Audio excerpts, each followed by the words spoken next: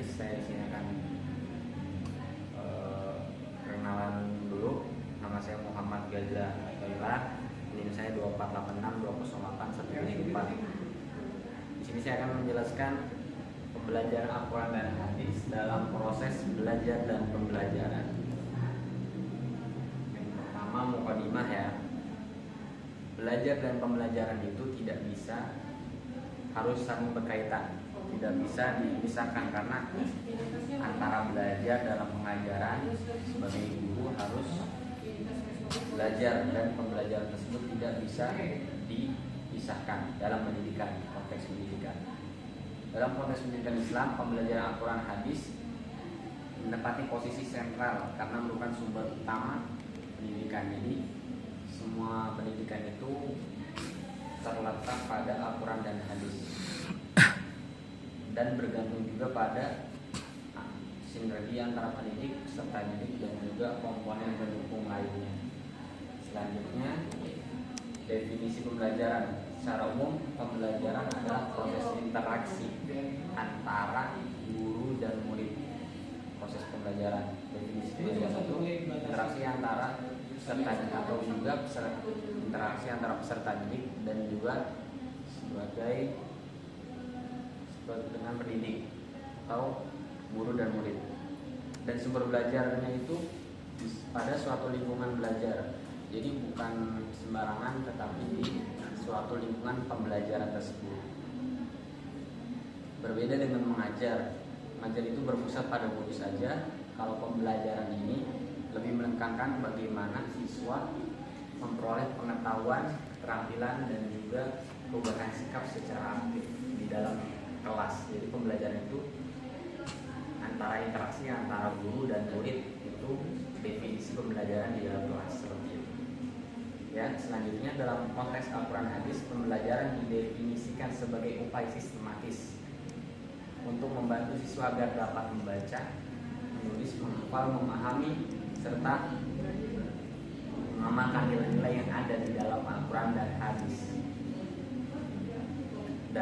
ke dalam kehidupan sehari-hari. Seperti apa? Misalkan kita ala bizikrillah tatma'innul qulub, dengan berzikir hati akan menjadi tenang. Nah, itu contoh di dalam Allah SWT berfirman tadi ya. Selanjutnya, faktor-faktor penentu aktualisasi pembelajaran.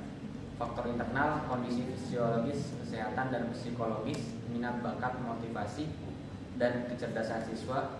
Faktor eksternal itu di lingkungan warga, sekolah, dan masyarakat. Faktor instrumental, kurikulum, sarana prasarana, dan kualitas tenaga pendidik. Faktor pendekatan belajar, strategi atau metode yang digunakan guru dalam menyampaikan materi. Selanjutnya, komponen-komponen proses belajar dan pembelajaran Al-Quran hadis. Tujuan dari Al-Quran hadis adalah target yang ingin dicapai, materi kandungan ayat Al-Quran bisa dipahami dengan jelas dan disusun dalam kurikulum. Metode, cara penyampaian seperti metode yang kuat, slogan dan bandungan, media, alat bantu seperti mushaf, audio portal, hingga aplikasi digital seperti Quran digital atau dan sebagainya yang mencakup pada Quran dan hadis. Selanjutnya, alat ukur untuk melihat sejauh mana pemahaman siswa. Jadi evaluasinya itu ada ujian, tes lisan dan tulis, agar sejauh mana siswa atau murid tersebut paham apa yang guru ajarkan. Makanya ada tes lisan dan tes tulis.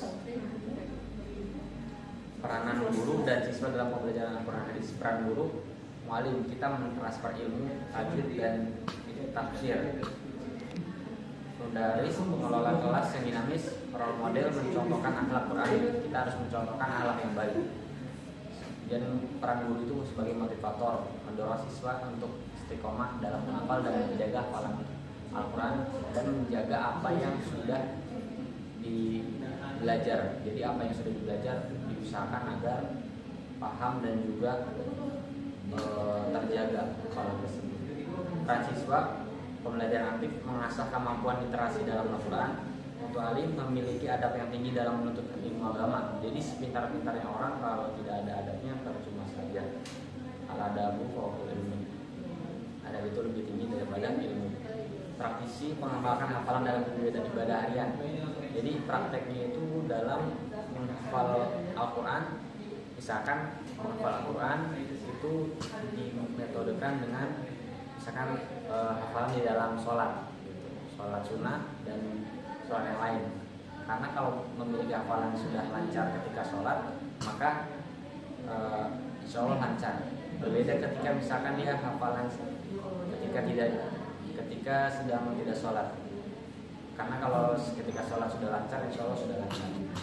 Evaluator diri menyadari kekurangan dalam bacaan hafalan. Jadi sebagai murid itu harus menyadari kekurangannya dalam hal apa, hafalannya, Qurannya, bacaannya harus dievaluasi. Kegiatan proses pembelajaran Al-Quran hadis.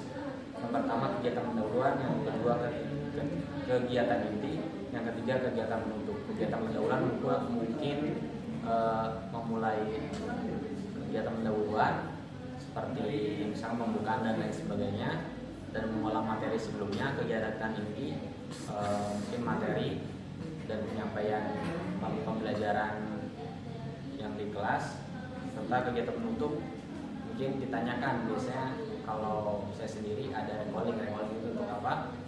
Untuk sejauh mana apa yang dipelajarkan siswa itu paham atau tidak. Jika ada yang tidak belum paham, maka recalling, maka diulang lagi pelajaran yang tadi, ditanyakan lagi satu persatu. Kesimpulan, pembelajaran Al-Quran hadis bukan sekedar transfer ilmu pengetahuan, bukan sekedar transfer of knowledge, melainkan juga transfer nilai, transfer ilmu juga, dan transfer nilai. Nilainya ya nilai dalam kehidupan sehari-hari. Keberhasilan sangat ditentukan oleh kesiapan komponen pendidikan dan siswa sebagai subjek didik yang aktif. Jadi kita sebagai guru harus mendidik peserta didik supaya aktif, dan yang pertama adalah dan yang paling utama adalah mengamalkan agama dengan sempurna. Dengan metode yang tepat, pembelajaran ini diharapkan mampu membentuk karakter generasi yang Quran. Mungkin cukup sekian dari saya. Assalamualaikum warahmatullahi wabarakatuh.